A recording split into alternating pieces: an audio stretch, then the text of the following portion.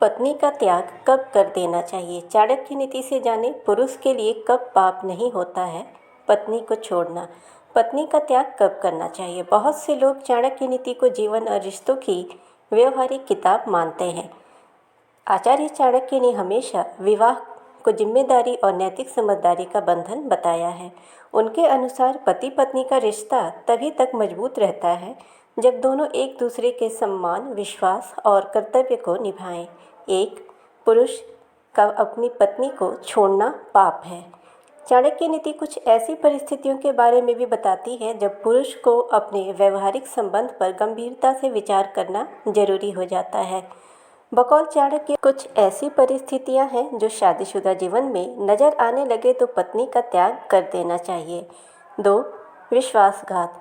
अगर पत्नी लगातार छल या धोखे का व्यवहार करे और सुधार की कोई इच्छा न दिखाए तो यह रिश्ता मानसिक शांति छीन सकता है।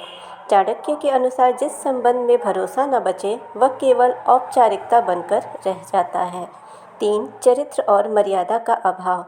चाणक्य मानते थे कि विवाह सामाजिक और नैतिक अनुशासन से जुड़ा है।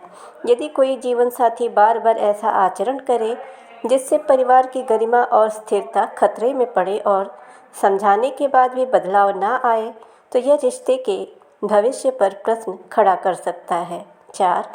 विषाक्त व्यवहार।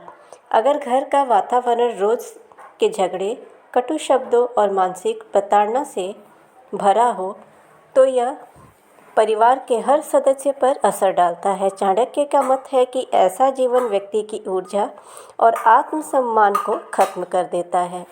5. चाणक्य नीति। चाणक्य नीति में दर्ज तमाम सूत्रों का निचोड़ निकाले तो यह कहा जा सकता है कि पत्नी का त्याग तब कर देना चाहिए जब वह हद से ज़्यादा कलहकारी हो, अनैतिक आचरण करे या परिवार की सुख शांति को नष्ट कर रही हो। 6. त्याग ना हो पहला कदम। चाणक्य नीति त्याग को पहला कदम नहीं मानती। वह पहले सुधार पर जोर देती है। हर रिश्ते में उतार चढ़ाव आते हैं। तुरंत अलगाव के बजाय समझ, सलाह और समय देना जरूरी है। 7. अंतिम विकल्प हो त्याग।